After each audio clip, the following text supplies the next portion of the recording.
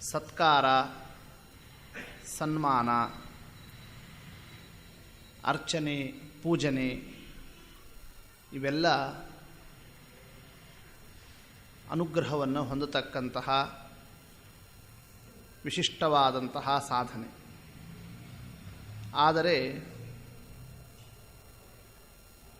ಯಾವ ಕಾರ್ಯ ದೇವತಾ ಅನುಗ್ರಹ, ಗುರು ಅನುಗ್ರಹ ಇವಕ್ಕೆಲ್ಲ ಸಾಧನ ಅಂತಾಗಿದೆಯೋ ಅದೇನೇ ನಮಗೆ ನಿಗ್ರಹಕ್ಕೂ ಕಾರಣವಾಗ್ತದೆ. ಅದೇನು ಅನುಗ್ರಹದಿಂದ ಪ್ರಸಾದವನ್ನು ಪಡೆಯೋದರಿಂದ ನಾವು ನಿಗ್ರಹ ಆಗತ್ತೆ ಅಂದರೆ ಏನಾದರೂ ಸ್ವಲ್ಪ ಅಪಚಾರ ಮಾಡಿದ್ವಿ ಅಂತಂತಾದರೆ ಆಗ ಅದು ನಮಗೆ ಮಹತ್ತರವಾದ ಹಾನಿಗೂ ದಾರಿಯಾಗ್ತದೆ. ಸಾಮಾನ್ಯವಾಗಿ ನಮ್ಮ ಮನೆಯಲ್ಲಿ ನಾವೇನಾದರೂ ಅಪರಾಧ ಮಾಡಿದರೆ ಅದು ಸಾಮಾನ್ಯವಾದಂತಹ ಒಂದು ತಪ್ಪು, ಒಂದು ದೋಷ. ಆದರೆ ಅದೇ ಅಪರಾಧವನ್ನೇ ದೇವಸ್ಥಾನದಲ್ಲಿ ಬಂದು ಮಾಡಿದರೆ, ದೇವರ ಮನೆಯಲ್ಲಿ ಬಂದು ಮಾಡಿದರೆ, ಪುಣ್ಯಕ್ಷೇತ್ರದಲ್ಲಿ ಮಾಡಿದರೆ ಅದೇನಾಗ್ತದೆ? ಮಾಡಿದ್ದು ಒಂದೇ ರೀತಿ ಆದ್ರೂ ಆ ಕ್ಷೇತ್ರದ ಮಹಿಮೆ, ಆ ಒಂದು ಸ್ಥಳದ ಒಂದು ಮಹತ್ವ ತಪ್ಪು ಸಣ್ಣದಾದ್ರೂ ಅನರ್ಥ ದೊಡ್ಡದಾಗ್ತದೆ. ಅದರಂತೇನೆ ಭಗವತ್ ಪೂಜಾ, ದೇವತಾ ಪೂಜಾ ಅದು ವಿಶಿಷ್ಟವಾದಂತಹ ಒಂದು ನಮಗೆ ಪರಮ ಮಂಗಳವನ್ನು ನೀಡತಕ್ಕಂತಹ ಕಾರ್ಯ. ಅದರ ಅಪಚಾರ ಆಯಿತು ಅಂತಾದರೆ ಅಲ್ಲೇ ನಮಗೆ ದೊಡ್ಡ ಹಾನಿಗೂ ಅದೇ ದಾರಿಯಾಗ್ತದೆ. ಅದಕ್ಕೆ ನಮ್ಮ ಸ್ವಾಮಿ ಕರುಣಾವನ್ನು ಮಾಡಿದ. ಪರಮಾತ್ಮ ಅದಕ್ಕೆ ಈ ಮಾತನ್ನು ಹೇಳಿದ್ದಾನೆ. ಏನಂತ? ನೀವು ಜೀವರಾಶಿಗಳು ತಪ್ಪು ಮಾಡೋದು ನಿಮ್ಮ ಸ್ವಭಾವ, ಮಾಡೇ ಮಾಡ್ತೀರಿ. ಏನು ತಪ್ಪಿಲ್ಲದೆ ಇದ್ದಂಗೆ ನಡೆಸಲಿಕ್ಕೆ ಆಗೋದಿಲ್ಲ. ನಾನಾ ಕ್ರಮದಿಂದ ಎಡವೋದು ಬೀಳೋದು ಅದು ಜೀವರಿಗೆ ತಪ್ಪಿದ್ದಲ್ಲ. ಆದರೆ ನನ್ನ ಸೇವಾ ಮಾಡಿರಿ, ನನ್ನ ಪೂಜಾ ಮಾಡಿರಿ. ಏನು ತಪ್ಪಾದರೂ ಹೊಟ್ಟೆಯಲ್ಲಿ ಹಾಕ್ಕೊಳ್ತೀನಿ ನಾನು, ಅಂಥ ಕಾರುಣ್ಯ ತೋರಿಸ್ತೀನಿ. ಅದಕ್ಕೆ ನಮ್ಮ ಸ್ವಾಮಿ ಪತ್ರಂ ಪುಷ್ಪಂ ಫಲಂ ತೋಯಂ ಯೋ ಮೇ ಭಕ್ತ್ಯಾ ಪ್ರಯಚ್ಛತಿ ಅನ್ನೋ ಮಾತನ್ನಾಡಿದ್ದು. ಅಷ್ಟೇ ಅಲ್ಲ, ನನ್ನಷ್ಟೇ ಎಲ್ಲ ಅನುಗ್ರಹ ಮಾಡಲಿಕ್ಕೆ ಮಹಾಲಕ್ಷ್ಮೀ ದೇವಿ ಸಮರ್ಥಳಿದ್ದಾಳೆ. ಆದರೆ ಕ್ಲೇಶಃ ಅಧಿಕತರಸ್ತ್ವೇಷಾಂ, ಲಕ್ಷ್ಮಿಯನ್ನು ಆರಾಧಿಸೋದು, ನನ್ನನ್ನು ಆರಾಧಿಸೋದು, ಅವೆರಡರಲ್ಲಿ ಮಹಾಲಕ್ಷ್ಮಿಯನ್ನೇ ನಾವು ಒಲಿಸ್ಕೋತೀವಿ ಅಂತಂದರೆ ಅಷ್ಟು ಸುಲಭ ಅಲ್ಲ. ಅಲ್ಲಿ ಬಹಳ ಕ್ಲೇಶ ಇದೆ. ಕಾರಣ ಅವ್ಯಕ್ತಾಸಕ್ತ ಚೇತಸಾಂ, ಮಹಾಲಕ್ಷ್ಮಿ ಅವ್ಯಕ್ತ ತತ್ವಕ್ಕೆ ಅಭಿಮಾನಿ, ಪ್ರಕೃತ್ಯಭಿಮಾನಿ. ಪ್ರಕೃತಿಯ ಸಂಬಂಧ ಹೆಚ್ಚಾಗ್ತದೆ ಲಕ್ಷ್ಮೀದೇವಿಯನ್ನು ಹಿಡಿದಾಗ. ಅಂಥ ಪ್ರಕೃತಿಯ ಸಂಬಂಧ ಹೆಚ್ಚಾಯಿತು ಅಂತಾದರೆ ನಮ್ಮ ಬುದ್ಧಿ, ನಮ್ಮ ಕ್ರಿಯಾ, ನಮ್ಮ ಪ್ರವೃತ್ತಿ ಅವುಗಳಾಗತಕ್ಕಂತಹ ಏರುಪೇರಿನ ಸ್ಥಿತಿಗತಿಗಳಿಗೆ ಎಲ್ಲಿ ಲಕ್ಷ್ಮೀದೇವಿಯನ್ನು ಆರಾಧಿಸ್ತಕ್ಕ ಸಂದರ್ಭದಲ್ಲಿ ಅಪಚಾರ ಆಗಿಬಿಡ್ತದೋ, ವ್ಯತ್ಯಾಸ ಆಯಿತು. ಮತ್ತು ದುರ್ಗಾನೇ ಅವಳು, ಗೊತ್ತಾಯ್ತಲ್ಲ, ಮಹಾಲಕ್ಷ್ಮೀ ದೇವಿ ಅವಳೇನು ಸಾಮಾನ್ಯಳಲ್ಲ. ಅಂಥದ್ದಕ್ಕೆ ಅವಕಾಶ ಆಗಬಾರ್ದು. ಆದ್ದರಿಂದ ಲಕ್ಷ್ಮೀ ಮತ್ತು ಲಕ್ಷ್ಮೀನಾರಾಯಣರು, ರಮಾನಾರಾಯಣರ ಮಧ್ಯದಲ್ಲಿ ಯಾರನ್ನು ನಾವು ಆದ್ಯತೆಯೊಂದಿಗೆ ಮೋಕ್ಷಕ್ಕೋಸ್ಕರ ಹಿಡಿಯೋಣ? ಯಾಕೆ ಲಕ್ಷ್ಮೀದೇವಿನೂ ಸಮರ್ಥಳಿದ್ದಾಳೆ. ಆದರೂ ನಾವು ಹಿಡಿಯಬೇಕಾದದ್ದು ಯಾರನ್ನೇ? ಅನಂತ ಕರುಣಾ, ಏನು ಅಪರಾಧ ಮಾಡಿದರೂ ಕ್ಷಮಾವನ್ನು ಮಾಡತಕ್ಕ ಪರಮಾತ್ಮನಲ್ಲಿ ಆ ಒಂದು ಮಹತ್ವವನ್ನು ಶಾಸ್ತ್ರಗಳು ತಿಳಿಸಿದ್ದಾವೆ. ಅದನ್ನು ಲಕ್ಷ್ಮೀದೇವಿನೂ ಅನುಮೋದನವನ್ನು ಮಾಡುತ್ತಾಳೆ. ಪರಮಾತ್ಮನ ಕಾರುಣ್ಯ ಹೆಚ್ಚು ಅಂತ ಅರ್ಥ ಆಗಲಿ ಅಂತ ತಾನೂ ನಾಟಕ ಮಾಡ್ತಾಳೆ. ಇತಿ ಪ್ರೇಮ್ಣಾಚ ಕಲಹಂ, ಕಲಹ ಮಾಡಿದ್ಲಷ್ಟೇ ವೆಂಕಟೇಶ್ ಕಲ್ಯಾಣದಲ್ಲಿ. ಜಗಳ ಆಡಿದ್ಲು ಅಂತ ಅನ್ನೋದು ಕಥೆ ಮಾಡಿದ್ದಾರಷ್ಟೇ. ಏನು ಆ ಕಥಾದ ಹಿನ್ನೆಲೆಯಲ್ಲಿ ತಿಳಿಯಬೇಕಾದಂತಹ ಅಂಶ ಏನು ಅಲ್ರಿ? ನಾವು ಭೂಲೋಕದಲ್ಲಿ ಗಂಡ ಹೆಂಡತಿ ಒಬ್ರಿಗೊಬ್ಬರಿಗೆ ಮನಸ್ತಾಪ ಜಗಳ ಆಡೋದು ಇವೆಲ್ಲ ಲೋಕದಲ್ಲಿರೋ ಕಥೆಗಳು. ಇದನ್ನು ದೇವರು ಮಾಡ್ತಾನೆ? ನಾವು ವೈಕುಂಠದಲ್ಲೂ ಬಿಟ್ಟಿಲ್ಲ. ಇದು ದೇವ್ರ ಸಂಸಾರನೂ ಹಿಂಗೆ ಇದೆಯೋ ಅಂತ ಹಿಂಗೆ ವಿಚಾರವನ್ನು ಮಾಡಿದರೆ ಅದು ಕೇವಲ ಪ್ರೇಮ್ಣಾಚ ಕಲಹಂ, ಅದು ಪ್ರೇಮ ಕಲಹ. ಏನು ಪ್ರೇಮ ಕಲಹ?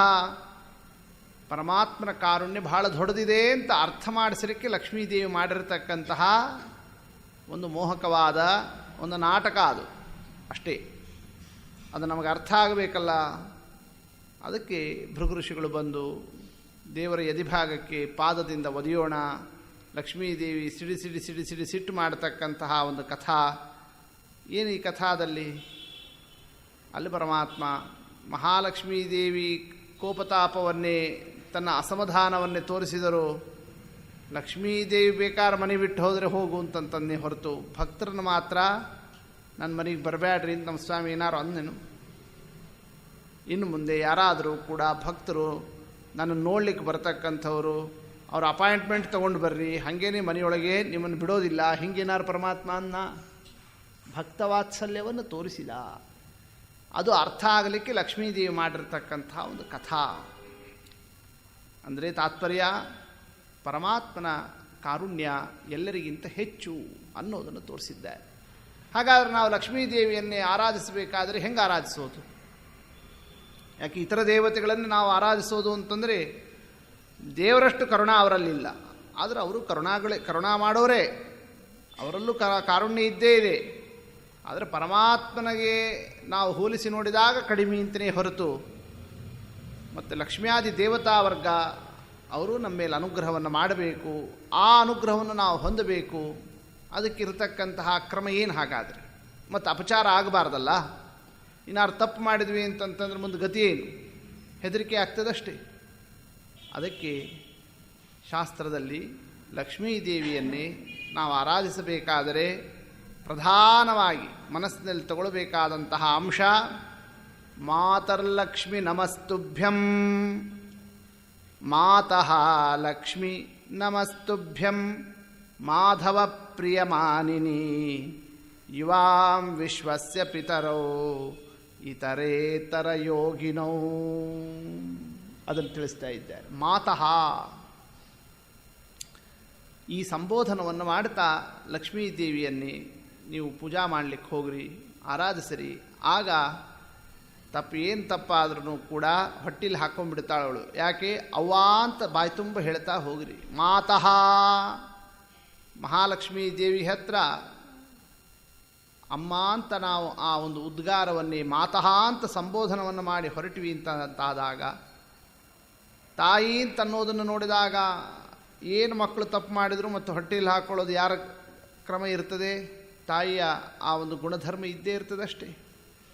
ಅದನ್ನು ತೋರಿಸ್ತಾ ಇದ್ದಾರೆ. ಮಾತರ್ಲಕ್ಷ್ಮಿ ನಮಸ್ತುಭ್ಯಂ. ಹೇ ಮಾತಃ, ಹೇ ಜಗನ್ಮಾತಾ, ಹೇ ಮಹಾಲಕ್ಷ್ಮಿ. ಮಾತಃ ಅನ್ನೋ ಶಬ್ದ ಆಡಿದಾಗ ಮಾತಃ ಅಂದ್ರೆ ಏನರ್ಥ? ತಾಯಿ, ಅವ್ವ ಅಂತ ಹೀಗೆ ಸಂಬೋಧನೆ ಮಾಡಿದ್ದಾರೆ. ಯಾರಿಗೆ ಮಾತಃ ಅದನ್ನು ಹೇಳಬೇಕು. ಮಾತಃ ಅಂದರೆ ತಾಯಿ. ಯಾರಿಗೆ ತಾಯಿ? ಯಾಕೆ ತಂದೆ ತಾಯಿ ಇವೆಲ್ಲ ಶಬ್ದಗಳು ಇವು ಸಾಪೇಕ್ಷ ಶಬ್ದಗಳು. ಸಾಪೇಕ್ಷ ನಿರಪೇಕ್ಷ ಅಂತ ಶಬ್ದಗಳಲ್ಲಿ ಎರಡು ಪ್ರಕಾರ. ಯಾವ ಶಬ್ದವನ್ನೇ ನಾವು ಕೇಳುತ್ತಿದ್ದಂತೆಯೇ ಯಾರಿಗೆ ಅಂತ ಪ್ರಶ್ನೆ ಬರ್ತದಲ್ಲ, ಅವು ಸಾಪೇಕ್ಷ ಶಬ್ದ. ಗೊತ್ತಾಯ್ತಲ್ಲ? ಉದಾಹರಣೆಗೆ ಇವ ಪಿತಾ, ಯಾರಿಗೆ ತಂದೆ? ಪ್ರಶ್ನೆ ಬಂದೇ ಬರ್ತದೆ. ಮಾತಾ, ಯಾರಿಗೆ ಮಾತಾ? ಅಂದಮೇಲೆ ಈ ಪಿತಾ ಮಾತಾ ಈ ಶಬ್ದಗಳೆಲ್ಲ ಲೋಕದಲ್ಲಿ ಎಲ್ಲರಿಗೂ ಅನ್ವಯಿಸಲಿಕ್ಕೆ ಬರ್ತಕ್ಕ ಶಬ್ದಗಳು. ಇಂಥವರಿಗೆ ಪಿತಾ, ಇಂಥವರಿಗೆ ಮಾತಾ ಅಂತ ಶಬ್ದ ಹಾಕಿದಾಗ ಅದೇನಾಗ್ತದೆ? ಪೂರ್ಣ ಮಟ್ಟದಲ್ಲಿ ಅರ್ಥವನ್ನು ಕೊಡ್ತದೆ. ಆದರೆ ಲಕ್ಷ್ಮೀದೇವಿಯನ್ನು ಕೊಂಡಾಡಬೇಕಾದರೆ ಅಲ್ಲಿ ಇಂಥವರಿಗೆ ಅಂತ ನಿರ್ದೇಶ ಮಾಡೋ ಅವಶ್ಯಕತೆ ಇಲ್ಲ. ಕಾರಣ ಯಾರಿಗೆ ಮಾತಾ? ಅವಳು ಜಗನ್ಮಾತಾ. ಕೇವಲ ಮಾತ್ರ ಶಬ್ದದಿಂದಲೇ ಅವಳನ್ನು ತಗೊಳ್ಳಿಕ್ಕೆ ಬರ್ತದೆ. ಗೊತ್ತಾಯ್ತಲ್ಲ? ಹೀಗೆ ಮಾತರ್ಲಕ್ಷ್ಮಿ ನಮಸ್ತುಭ್ಯಂ. ಇಂದಿರಾ ಲೋಕಮಾತಾ ಮಾ ರಮಾ ಮಂಗಲ ದೇವತಾ ಅಂದಿದ್ದಾರೆ ಕೋಶದಲ್ಲಿ ಹೇಳಬೇಕಾದ್ರೆ. ಲಕ್ಷ್ಮೀದೇವಿಯನ್ನೇ ಲೋಕಮಾತಾ ಜಗನ್ಮಾತಾ ಅಂತ ಹೇಳಿದ್ದಾರೆ. ಬ್ರಹ್ಮದೇವರು ಅಲ್ಲಿಲ್ಲ, ಮಾಧವ ಬ್ರಾಹ್ಮಣನಿಗೆ ಹೇಳಬೇಕಾದ್ರೆ ಏನಂದ್ರೆ ಅವರು, ತವ ಪುತ್ರಿ ಜಗನ್ಮಾತಾ ಜಾಮಾತಾ ಚ ಜಗತ್ಪತಿ. ಜಗನ್ಮಾತಾ ಅಂದರೆ ಮಾತಃ ಅಂದರೆ ಎಲ್ಲರಿಗೂ ಮಾತೃಸ್ಥಾನದಲ್ಲಿ ಅನುಗ್ರಹವನ್ನು ನಡೆಸ್ತಕ್ಕಂತಹ ಹೇ ಮಹಾಲಕ್ಷ್ಮೀ ದೇವಿ, ನಮಸ್ತುಭ್ಯಂ ಮಾಧವ ಪ್ರಿಯಮಾನಿನಿ. ಹೀಗೆ ಲಕ್ಷ್ಮೀದೇವಿಗೆ ಪ್ರಣಾಮವನ್ನು ಸಲ್ಲಿಸ್ತಾ, ಇನ್ನು ಅದರ ಮೇಲೆ ಮಾಧವ ಪ್ರಿಯಮಾನಿನಿ ಅಂತ ಇದ್ದಾರೆ. ಮಾಧವ ನಮ್ಮ ಸ್ವಾಮಿ ಇದ್ದಾನಲ್ಲ ಪರಮಾತ್ಮ, ಅಂತಹ ಪರಮಾತ್ಮನಿಗೆ ಪ್ರಿಯಮಾನಿನಿ, ಎಲ್ಲರಿಗಿಂತ ಅತಿಶಯ ಪ್ರೀತಿಪಾತ್ರಳು. ಯಾರು? ಮಹಾಲಕ್ಷ್ಮೀ ದೇವಿ. ಲಕ್ಷ್ಮೀದೇವಿಯಲ್ಲಿ ಎಷ್ಟು ಪರಮಾತ್ಮ ಪ್ರೀತಿಯನ್ನು ತೋರಿಸ್ತಾನೆ ಅಷ್ಟು ಯಾರ ಮೇಲೂ ಕೂಡ ಪ್ರೀತಿಯನ್ನು ತೋರಿಸೋದೇ ಇಲ್ಲ. ಗೊತ್ತಾಯ್ತು? ಮಾಧವ ಪ್ರಿಯಮಾನಿನಿ. ಮತ್ತು ಎಷ್ಟೋ ಸಂದರ್ಭದಲ್ಲಿ ಏನಂತ ಶಬ್ದ ಆಡಿರ್ತಾರೆ, ನಮ್ಮ ಪ್ರಹ್ಲಾದರಾಜರು ಅಂತಾರೆ ಸ್ತೋತ್ರವನ್ನು ಮಾಡ್ತಾ, ನ ಬ್ರಹ್ಮಣಃ ನತು ಭವಸ್ಯ ನ ವೈ ರಮಾಯಾಃ ಯನ್ಮೇರ್ಪಿತಃ ಶಿರಸಿ ಪದ್ಮಕರ ಪ್ರಸಾದಃ. ಅವ್ರು ಯಾರಿಗೂ ಸಿಗಲಿಲ್ಲ, ಎಂಥ ಅನುಗ್ರಹ ಮಾಡಿದೆ ಸ್ವಾಮಿ ನನಗೆ. ನ ಬ್ರಹ್ಮಣಃ ಬ್ರಹ್ಮದೇವರಿಗೂ ಇಲ್ಲ, ನತು ಭವಸ್ಯ ರುದ್ರದೇವರಿಗಿಲ್ಲ, ನ ವೈ ರಮಾಯಾಃ ಅಥವಾ ರಮಾಯಾಃ ಲಕ್ಷ್ಮೀದೇವಿಗೂ ಇಲ್ಲ ಅಂಥದ್ದು. ಯನ್ಮೇರ್ಪಿತಃ ಶಿರಸಿ ಪದ್ಮಕರ ಪ್ರಸಾದ. ಯಾರ ಮಾತಿದು? ಪ್ರಹ್ಲಾದರಾಜರ ಮಾತು. ಮೇ ಶಿರಸಿ ನನ್ನ ತಲೆಯ ಮೇಲೆ ನಿನ್ನ ಕರಕಮಲವನ್ನು ಇಟ್ಟೆಲ್ಲ ಸ್ವಾಮಿ, ಅವ್ರಿಗೆ ಯಾರಿಗೂ ಇಲ್ಲದೆ ಇರತಕ್ಕ ಭಾಗ್ಯ ನನಗೆ ಕೊಟ್ಟುಬಿಟ್ಟು, ಏನು ವಿಚಿತ್ರ ಇದು, ಎಷ್ಟು ಅನುಗ್ರಹ ಮಾಡ್ತಾ ಇದ್ದೀಯಾ ಅಂತ ಯಾರ ಸ್ತೋತ್ರ? ಪ್ರಹ್ಲಾದರಾಜರ ಸ್ತೋತ್ರ. ಹಂಗಾರೆ ಪರಮಾತ್ಮನಿಗೆ ಅತಿ ಪ್ರೀತ್ಯಾಸ್ಪದರು ಯಾರು ಮತ್ತು ವಿಚಾರ ಬರ್ತದಷ್ಟೆ. ಇವೆಲ್ಲ ಮಾತುಗಳನ್ನು ನಾವು ಗಮನಿಸಿದಾಗ ಹಂಗಾರೆ ಪ್ರಹ್ಲಾದರಾಜರೇ ಹೆಚ್ಚು ಅಂತ ಒಂದು ಸಂದರ್ಭದಲ್ಲಿ ಕಾಣಿಸ್ತಷ್ಟೇ. ಅದಕ್ಕೆ ನಿರ್ಣಯವನ್ನು ನಮ್ಮ ಶ್ರೀಮದಾಚಾರ್ಯ ಕೊಟ್ಟಿದ್ದಾರೆ, ಅದನ್ನು ತಗೋಬೇಕು. ಮಾಧವ ಪ್ರಿಯ ಮಾನಿನಿ, ಪರಮಾತ್ಮರಿಗೆ ಅತಿ ಪ್ರಿಯಳು ಲಕ್ಷ್ಮೀದೇವಿನೇ. ಮತ್ತಿಲ್ಲೆಲ್ಲ ಪ್ರಹ್ಲಾದರಾಜರು ಅಂತ ಇಲ್ಲಿ ಹೇಳಿದ್ರಲ್ಲ, ಏಕಾದಶ ಸ್ಕಂದದಲ್ಲಿ ಉದ್ಧವನಿಗೆ ಇದೇ ಮಾತು ಬರ್ತದೆ. ಗೊತ್ತಾಯ್ತಲ್ಲ, ಉದ್ಧವ ನಿನ್ನಷ್ಟು ಪ್ರೀತಿ ಪಾತ್ರರು ನನಗೆ ಯಾರೂ ಅಲ್ಲ, ಲಕ್ಷ್ಮೀನೂ ಅಲ್ಲ, ಲಕ್ಷ್ಮೀದೇವಿನೂ ಅಲ್ಲ, ನ ಶ್ರೀಹಿ ನ ಬ್ರಹ್ಮ, ಅವರು ಅಲ್ಲ ಇವರು ಅಲ್ಲ ಅಂತ ಯಾರನ್ನೇ ಉದ್ಧವನನ್ನು ಹಂಗೆ ಸ್ವಾಮಿ ಮಾತನಾಡ್ತಾನೆ. ಇಲ್ಲಿ ಪ್ರಹ್ಲಾದರಾಜರು ಇವರು ಹಿಂಗೆ ಮಾತನಾಡಿದ್ದಾರೆ. ಅದಕ್ಕೆಲ್ಲ ಶ್ರೀಮದಾಚಾರ್ಯ ನಿರ್ಣಯವನ್ನು ಕೊಡ್ತಾ, ಕೆಲವೊಂದು ಆವರ್ತಿ ಪರಮಾತ್ಮ ಎತ್ತಿಡಿತಾನೆ ಭಕ್ತರನ್ನೇ. ಗೊತ್ತಾಯ್ತಲ್ಲ, ಆ ಭಕ್ತರನ್ನು ಎತ್ತಿಡಿಯೋದಕ್ಕೋಸ್ಕರವಾಗಿ ಈ ಮಾತುಗಳು ಇಂಥ ಒಂದು ವಿಚಾರವನ್ನು ಶಾಸ್ತ್ರದಲ್ಲಿ ತಿಳಿಸಿರ್ತಾರೆ. ಆದರೆ ಹೆಚ್ಚಾಗಿ ಬಿಡ್ತಲ್ಲ ಅಂದರೆ ಅದು ಹೆಚ್ಚು ಅಂತಲ್ಲ. ಹೆಂಗೆ ಅಂದರೆ ಒಂದು ದೃಷ್ಟಾಂತ ಕೊಡ್ತಾರೆ. ಭಿಕ್ಷುಕೇಶು ಯಥಾಕೃಪಾ ಅಂತಾರೆ ಶ್ರೀಮದಾಚಾರ್ಯರು. ಗೊತ್ತಾಯ್ತಲ್ಲ, ಭಿಕ್ಷುಕ ಬಂದಾಗ ಮನೆ ಮುಂದೆ ಯಾರಾದರೂ ಆರ್ತರಾಗಿ ಇದನ್ನು ಬೇಡ್ತಾ ಬಾಗಿಲು ಮುಂದೆ ಭಿಕ್ಷಾವನ್ನು ಬೇಡ್ತಾ ಭಿಕ್ಷುಕನಾಗ ಇನ್ನು ತನ್ನ ಹೆಂಡತಿ ಮಕ್ಕಳು ಇವರಿಗೇನು ತಿನ್ಲಿಕ್ಕೆ ಕೊಟ್ಟಿರೋದಿಲ್ಲ, ಅವರೆಲ್ಲ ಹಸ್ಕೊಂಡೇ ಇರ್ತಾರೆ. ಆಗ ಯಜಮಾನ ಆದಂಥವ ಏನು ಮಾಡ್ತಾನೆ, ಭಾಳ ಬೇಡ್ತಾ ಇದ್ದಾನೆ, ಅವನಿಗೊಂದು ಏನಾರು 10 ರೂಪಾಯಿ ಹಾಕರೋ ಅಥವಾ ಒಂದೇನೋ ಒಂದು ಬಾಳೆಹಣ್ಣು ಏನಾದರೂ ಒಂದು ಹಣ್ಣು ಹಂಪಲು ಏನಾರು ಒಂದು ಅವನಿಗೆ ತಿನ್ಲಿಕ್ಕೆ ಒಂದು ಏನಾರು ಕೊಡ್ರಿ ಅವನಿಗೆ ಅಂತ ಮೊದಲು ಯಾರಿಗೆ? ಆ ಭಿಕ್ಷುಕನಿಗೆ ಆ ಒಂದು ಆದರವನ್ನೇ ಅವನಲ್ಲಿ ದೃಷ್ಟಿಯನ್ನೇ ಕೊಟ್ಟ ಅಂತಂದರೆ ಯಾರಾದರೂ ಏನು ವ್ಯಾಖ್ಯಾನ ಮಾಡಬೇಕು? ಅದಕ್ಕೆ ಯಜಮಾನನಿಗೆ ಅವನ ಹೆಂಡತಿ ಮಕ್ಕಳು ಇವರೆಲ್ಲರಿಗಿಂತ ಯಾರು ಹೆಚ್ಚಾಗಿಬಿಟ್ಟ? ಭಿಕ್ಷಾ ಬೇಡೋ ಹೆಚ್ಚಾದ. ಯಾಕಂದ್ರೆ ಇವರಿಗೆಲ್ಲರನ್ನೂ ಬಿಟ್ಟು ಅವ್ರಿಗೆ ಹಾಕಿದ್ರಲ್ಲ ಅಂತ ಹಿಂಗೆ ವ್ಯಾಖ್ಯಾನ ಮಾಡಿದರೆ ಅದಕ್ಕೆ ಎಷ್ಟು ನೀವು ಲೋಕದಲ್ಲಿ ಅರ್ಥ ಮಾಡಿಕೊಳ್ತೀರಲ್ಲ, ಅದನ್ನು ಶ್ರೀಮದಾಚಾರ್ಯ ದೃಷ್ಟಾಂತ ಕೊಟ್ಟರು. ಹೀಗೆ ಪರಮಾತ್ಮ ಪ್ರಹ್ಲಾದರಾಜರ ಮೇಲೆ ಉದ್ಧವಾದಿಗಳ ಮೇಲೆ ಅತ್ಯಲ್ಪರವರು ಎಲ್ಲಿ ಬ್ರಹ್ಮರುದ್ರಾದಿ ದೇವತಾ ವರ್ಗ ಅವರಿಗಿಂತ ಅತ್ಯಂತ ಕಡಿಮೆಯಲ್ಲಿದ್ದಾರೆ. ಅಂಥವ್ರ ಮೇಲೆ ನಮ್ಮ ಸ್ವಾಮಿ ಏನು ಮಾಡ್ತಾನೆ? ಆ ರೀತಿಯಲ್ಲಿ ಒಂದು ಕಾರುಣ್ಯವನ್ನೇ ಒಂದು ವಾತ್ಸಲ್ಯ ಪ್ರೀತಿಯನ್ನು ತೋರಿಸ್ತಾನಲ್ಲ, ಅದು ಕೃಪಾ ನಿಮಿತ್ತದಿಂದ ಮಾಡತಕ್ಕ ಪ್ರೀತಿ. ಅದು ಸಹಜವಾದ ಪ್ರೀತಿ ಅಂತಲ್ಲ ಅದು. ಆದರೆ ಸಹಜವಾದ ಪ್ರೀತಿ ಯಾರ ಮೇಲೆ ಹೆಚ್ಚಿರ್ತದೆ? ತನ್ನ ಪರಿವಾರದ ಮೇಲೇ, ಪತ್ನಿ ಪುತ್ರಾದಿ ಪರಿವಾರದ ಮೇಲೆ. ಹಾಗೆ ಮಾಧವ ಪ್ರಿಯ ಮಾನಿನಿ ಮಾತರ್ಲಕ್ಷ್ಮಿ ನಮಸ್ತುಭ್ಯಂ. ಮಾಧವ ಪ್ರಿಯ ಮಾನಿನಿ, ಪರಮಾತ್ಮನಿಗೆ ಅತಿ ಪ್ರೀತ್ಯಾಸ್ಪದ ಯಾರು? ಮಹಾಲಕ್ಷ್ಮೀ ದೇವಿನೇ, ಮತ್ಯಾರು ಅಲ್ಲ. ನತ್ವಾದೃಶೀಂ ಪ್ರಣಯಿನೀಂ ಅಂತಾನೆ ಪರಮಾತ್ಮ. ರುಕ್ಮಿಣಿಯನ್ನು ಕೊಂಡಾಡಬೇಕಾದ್ರೆ ನತ್ವಾದೃಶೀಂ ಪ್ರಣಯಿನೀಂ, ನಿನ್ನಂತಹ ಪ್ರಣಯವನ್ನೇ ಪ್ರೀತಿ ಪಾತ್ರಳಾಗಿ ಪ್ರೀತಿಯನ್ನು ತೋರಿಸ್ತಕ್ಕರು ಇನ್ಯಾರು ನನಗಿಲ್ಲ ಅಂತಂತಾರೆ. ಹೀಗೆ ಪರಮಾತ್ಮ ಮಹಾಲಕ್ಷ್ಮೀ ದೇವಿಗೆ ತನ್ನ ಅತಿಶಯ ಪ್ರೀತಿಯನ್ನು ತೋರಿಸಿರ್ತಕ್ಕಂಥದ್ದಕ್ಕೆ ಅನೇಕ ದೃಷ್ಟಾಂತಗಳು. ಅದನ್ನೆಲ್ಲ ಮನಸ್ಸಿನಲ್ಲಿ ಇಟ್ಟುಕೊಂಡು ತತ್ವ ಮಾಧವ ಪ್ರಿಯ ಮಾನಿನಿ. ಇನ್ನು ಅದರ ಮೇಲಂತಾರೆ ವಾದರಾಯ ಸ್ವಾಮಿಗಳವರು ರಮಾನಾರಾಯಣರನ್ನೇ ಯುವಾಂ ವಿಶ್ವಸ್ಯ ಪಿತರೋ ಇತರೇತರ ಯೋಗಿನೋ. ಯುವಾಂ, ನೀವಿಬ್ಬರು ವಿಶ್ವಸ್ಯ ಪಿತರೌ, ಜಗತ್ತಿಗೆ ಪಿತರೌ, ಮಾತಾಪಿತೃಗಳಾಗಿರ್ತಕ್ಕಂಥವರು. ಅಷ್ಟೇ ಅಲ್ಲ, ಯುವಾಂ ವಿಶ್ವಸ್ಯ ಪಿತರೌ ಇತರೇತರ ಯೋಗಿನೋ. ಇತರೇತರ ಯೋಗಿನೋ, ಪರಸ್ಪರ ಸದಾ ಸಂಬಂಧವನ್ನು ಹೊಂದಿರತಕ್ಕಂಥವ ತಂದೆ ತಾಯಿಗಳು. ಗೊತ್ತಾಯ್ತಲ್ಲ, ಯಾವುದೋ ಒಂದು ಕಾಲದಲ್ಲಿ ಮಾತ್ರ ಅವರಿಬ್ಬರ ಸಂಬಂಧ ಅಂತಲ್ಲ, ಸದಾ ಪರಸ್ಪರ ಸಂಬಂಧವನ್ನು ಹೊಂದಿರತಕ್ಕಂಥವರು ಯಾರು? ರಮಾದೇವಿ ಮತ್ತು ಪರಮಾತ್ಮ. ಇತರೇತರ ಯೋಗಿನೋ, ಸದಾ ಅವಿನಾಭಾವ ಸಂಬಂಧ. ಎಲ್ಲಿ ಪರಮಾತ್ಮ ಇದ್ದರೂ ಅಲ್ಲಿ ಲಕ್ಷ್ಮೀದೇವಿ ಇದ್ದೇ ಇರ್ತಾಳೆ, ಎಲ್ಲಿ ಲಕ್ಷ್ಮೀದೇವಿ ಇದ್ದರೂ ಅಲ್ಲಿ ಪರಮಾತ್ಮ ಇದ್ದೇ ಇರ್ತಾನೆ. ಹೀಗೆ ರಮಾ ಮತ್ತು ಪರಮಾತ್ಮ ಇವರಿಬ್ಬರ ಸಂಬಂಧ ಎಲ್ಲ ದೇಶ ಎಲ್ಲ ಕಾಲಗಳಲ್ಲೂ ಕೂಡ ಏಕಪ್ರಕಾರ. ಇಲ್ಲಿ ದೇವರಿದ್ದಾನೆ, ಲಕ್ಷ್ಮೀದೇವಿ ಇಲ್ಲ ಅಂತ ಅಲ್ಲಿಗೆ ಬರೋದಿಲ್ಲ.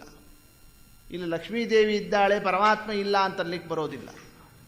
ಎಲ್ಲ ಸ್ಥಳ, ಎಲ್ಲ ಪ್ರದೇಶ, ಎಲ್ಲ ಕಾಲ, ಎಲ್ಲ ಸಂದರ್ಭ, ಯಾವಾಗಲೂ ರಮಾ ಮತ್ತು ನಾರಾಯಣರು ಇಬ್ಬರೂ ಅವಿನಾಭಾವ ಸಂಬಂಧವನ್ನು ಹೊಂದಿದಂಥವರು. ಯುವಾಂ ವಿಶ್ವಸ್ಯ ಪಿತರೌ ಇತರೇತರ ಯೋಗಿನೋ.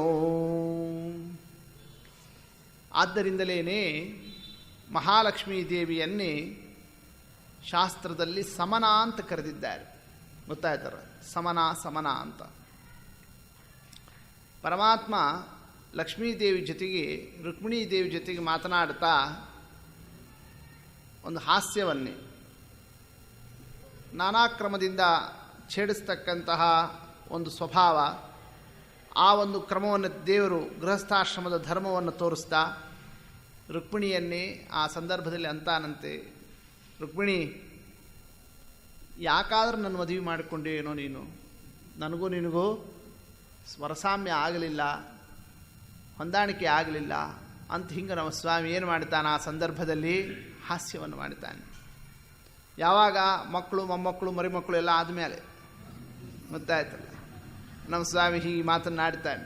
ಯಾರ ಜೊತೆಗೆ? ರುಕ್ಮಿಣೀ ದೇವಿ ಜೊತೆ ಹಿಂಗೆ ಮಾತನಾಡ್ತಕ್ಕಂತಹ ಕ್ರಮ. ಯಾಕೆ ಅಂತಂದರೆ, ನೀ ಎಷ್ಟು ಚಂದ, ನಾ ಹೆಂಗಿದ್ದೀನಿ, ನೀನೋ ಹಿರಣ್ಯವರ್ಣಾಂ ಹರಿಣೀಂ ಸುವರ್ಣರ ಜತಸ್ರಜಾಂ, ನಿನ್ನ ಬಣ್ಣ ಒಳ್ಳೆ ಬಂಗಾರದ ಬಣ್ಣ, ನಾನು ಬರೀ ಅಂಗಾರ, ಏನು ಉಪಯೋಗ ಇಲ್ಲ, ಬರೀ ಕಾಡ್ಗಪ್ಪು ಸಾಲಿಗ್ರಾಮ.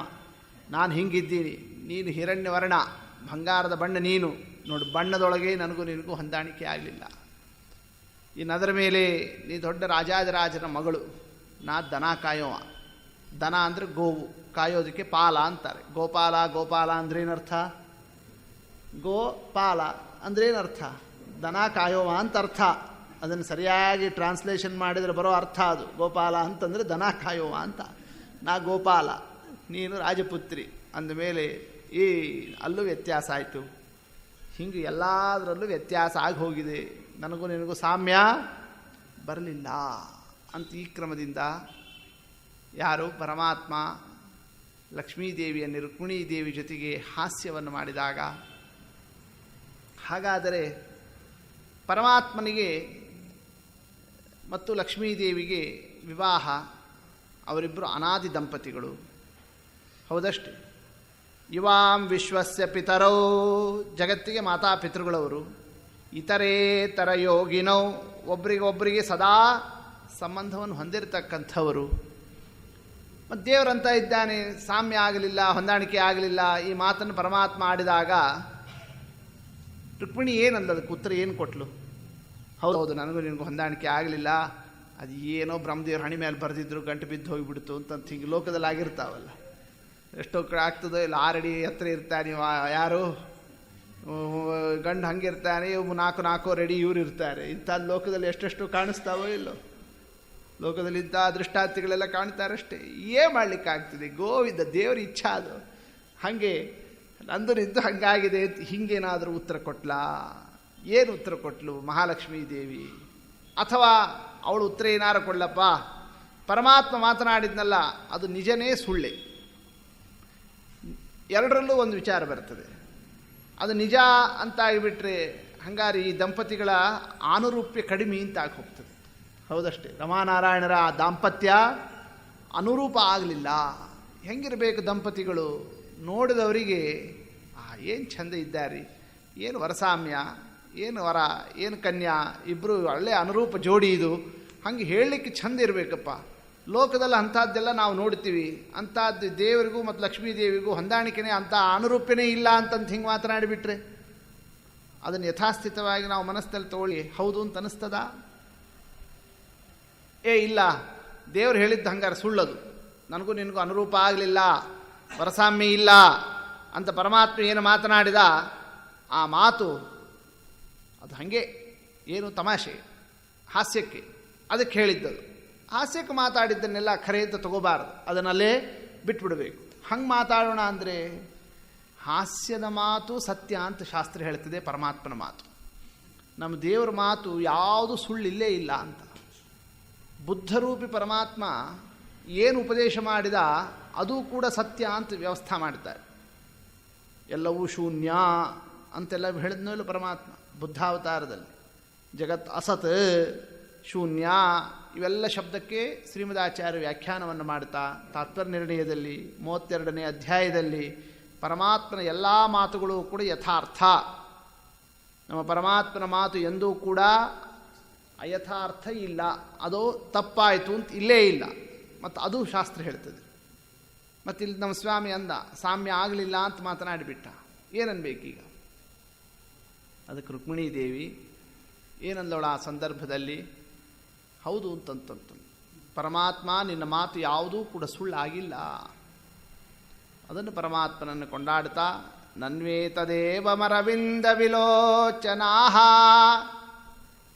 ನನ್ವೇತದೇವಮರವಿಂದ ವಿಲೋಚನಾಹ ಯದ್ವೈ ಭವಾನ್ ವಿಸದೃಶಃ ಭವತೋ ವಿಭುಮ್ನಃ ಕ್ವಾಹೋ ಗುಣಪ್ರಕೃತಿ ಅಜ್ಞಗೃಹೀತಪಾದ ಕ್ವಸ್ವೇ ಮಹಿಮ್ನ್ಯಭಿರತಃ ಭಗವಾಂಸ್ತ್ರ್ಯಧೀಶಃ ಕ್ವಾಹಂ ಗುಣಪ್ರಕೃತಿರಜ್ಞಗೃಹೀತಪಾದ. ನೀ ಎಲ್ಲಿ ಸ್ವಾಮಿ, ನಾ ಎಲ್ಲಿ? ನನಗೂ ನಿನಗೂ ಸಾಮ್ಯ ಆಗತಕ್ಕಂಥದ್ದಕ್ಕೆ ಅವಕಾಶ ಎಲ್ಲಿದೆ? ನಿನಗೆ ಸಮಾನ ನೀನೇ, ಎಂದು ನಿನ್ನ ಸಮಾನ ನಾನು ಆಗಲಿಕ್ಕೆ ಸಾಧ್ಯ ಇಲ್ಲ ಅಂತ ಯಾರಂತ ಇದ್ದಾಳೆ? ಮಹಾಲಕ್ಷ್ಮೀ ದೇವಿ ಪರಮಾತ್ಮನನ್ನು ಕೊಂಡಾಡ್ತಾ. ಅಂದ್ರೇನು ತಾತ್ಪರ್ಯ? ಸಾಮ್ಯ ಅಂಬತಕ್ಕಂಥದ್ದೇನಿದೆ ಅದನ್ನು ನಾವು ವಿಚಾರವನ್ನು ಮಾಡುತ್ತಾ ಹೊರಟಾಗ ಲಕ್ಷ್ಮೀಕಾಂತ ಸಮಂತತೋ ವಿಕಲಯನ್ ನೈವೇಶಿತುಸ್ತೆ ಸಮಂ ಪಶ್ಯಾಮಿ ನೈವ ಪಶ್ಯಾಮಿ. ಪರಮಾತ್ಮನಿಗೆ ಸಮವಸ್ತು ಎಲ್ಲಾದರೂ ಸಿಗ್ತದೋ? ಸಮವಸ್ತುನೇ ಇಲ್ಲ ಅಂದರೆ ಉತ್ತಮ ವಸ್ತು ಅದು 8ನೇ ರಸ ಅಂದರು ಶ್ರೀಮದಾಚಾರ್ಯ. ಅಪಾಸ್ತಂ ರಸೋ ಯೋಷ್ಟಮಃ ಅಂದಿಲ್ಲ? ಇರೋದೇ ಎಷ್ಟು ರಸ? ಮಧುರ, ಆಮ್ಲ, ಲವಣ, ಕಟು, ಕಷಾಯ, ತಿಕ್ತ ಅಂತ ಇರೋ ರಸಗಳೆಷ್ಟು? ಷಡ್ರಸಗಳು, 6 ರಸ ಅಂತ ಇರೋದು. 7ನೇ ರಸನೇ ಇಲ್ಲ ಅಂದಮೇಲೆ 8ನೇ ರಸ ಎಲ್ಲಿಂದ ತರ್ತೀರಿ? ಹಾಗೆ ಸಮವಸ್ತುನೇ ದೇವರಿಗಿಲ್ಲ ಅಂದಮೇಲೆ ಉತ್ತಮ ವಸ್ತು ಅದು ಎಂದೂ ಸಾಧ್ಯನೇ ಇಲ್ಲ. ಅಂದಮೇಲೆ ಪರಮಾತ್ಮನಿಗೆ ಸಮವಸ್ತು ಯಾರೂ ಆಗಲಿಕ್ಕೆ ಸಾಧ್ಯ ಇಲ್ಲ. ತಾವತ ಮತ್ತು ಎಲ್ಲರೂ ಅಸಮರೇ. ಪರಮಾತ್ಮನಿಗೆ ಎಲ್ಲರಿಗೂ ಕೂಡ ಏನಾಗಿದ್ದಾರವರು? ಅವನ ಸಮಾನರು ಯಾರೂ ಆಗೋದಿಲ್ಲ, ಎಲ್ಲರೂ ದೇವರಿಗೆ ಕಡಿಮೆನೇ. ಹಾಗಾದರೆ ಎಲ್ಲರೂ ಕಡಿಮೆ ಇದ್ದಾಗ ಪರಮಾತ್ಮ ಮದುವೆ ಮಾಡಿಕೊಳ್ಳಿಕ್ಕೆ ಲಕ್ಷ್ಮೀದೇವಿನೇ ಯಾಕೆ ಇಷ್ಟಪಡ್ತಾನೆ? ಜೀವರಾದರೂ ಅಷ್ಟೇ, ಲಕ್ಷ್ಮೀದೇವಿ ಆದರೂ ಅಷ್ಟೇ, ಎಲ್ಲರೂ ಕಡಿಮೆನೇ ಹೋದೋಲ್ಲೋ ಅಂತ ಹಿಂಗೆ ಪ್ರಶ್ನೆ ಬಂದರೆ ಅದಕ್ಕೆ ಲಕ್ಷ್ಮೀದೇವಿಯನ್ನೇ ಸಮ ಮತ್ತು ಅಸಮ ಎರಡು ಸ್ಥಾನದಲ್ಲಿ ಹೇಳಿದ್ದಾರೆ. ದೇವರಿಗೆ ಅವಳು ಸಮಳೂ ಹೌದು, ದೇವರಿಗೆ ಸಮ ಅಲ್ಲ ಅನ್ನೋದು ಹೌದು. ಗೊತ್ತಾಯ್ತಲ್ಲ? ಆದ್ದರಿಂದ ಲಕ್ಷ್ಮೀದೇವಿಗೆ ಸಮನಾ ಅಂತ ಹೆಸರು. ಲಕ್ಷ್ಮೀದೇವಿಗೆ ಏನಂತ ಕರೀತಾರೆ?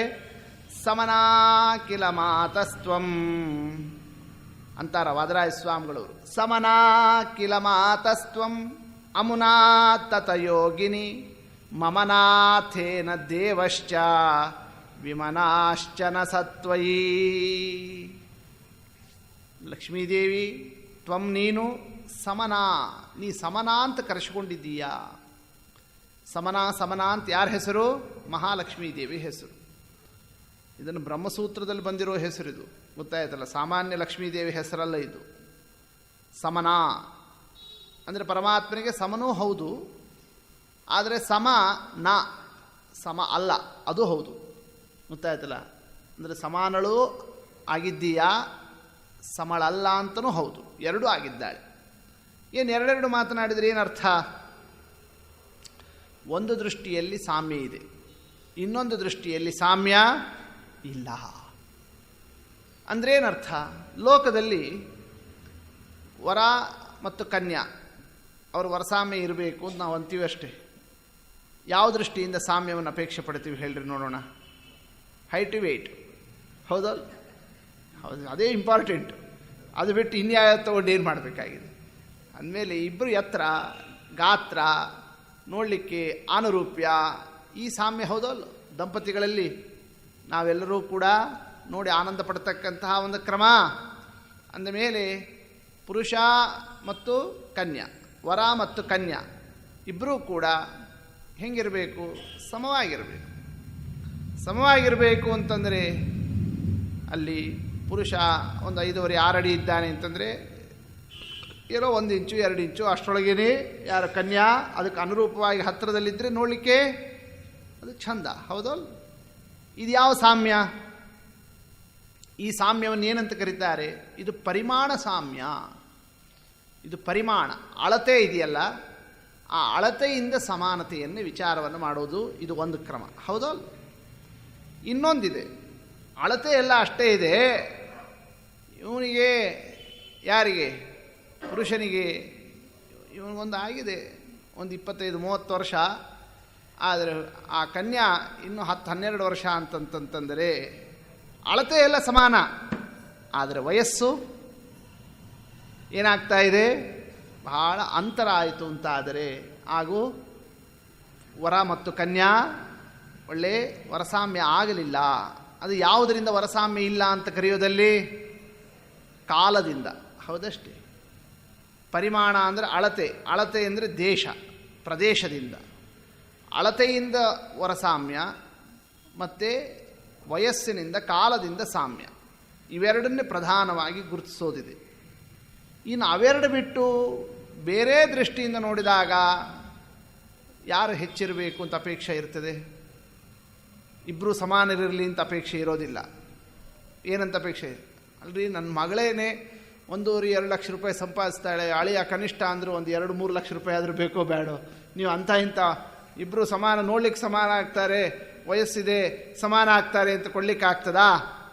ಅಂದಮೇಲೆ ಸಂಪತ್ತು, ಅದರಂತೆಯೇ ಓದಿರ್ತಕ್ಕ ವಿದ್ಯಾ ಮತ್ತು ಅವರ ಒಂದು ಸಾಮರ್ಥ್ಯ, ಇವೆಲ್ಲವೂ ಕೂಡ ಕನ್ಯಾಗಿಂತ ಯಾರಿಗೆ ಹೆಚ್ಚಿರಬೇಕು ಅಂತ ಮನಸ್ಸಲ್ಲಿ ಇಟ್ಟುಕೊಂಡಿರ್ತಾರೆ, ವರನಿಗೆ ಹೆಚ್ಚಿರಬೇಕು ಅಂತಲೇ ಲೋಕದಲ್ಲಿ ನೋಡ್ತಾರೆ ಅಷ್ಟೇ.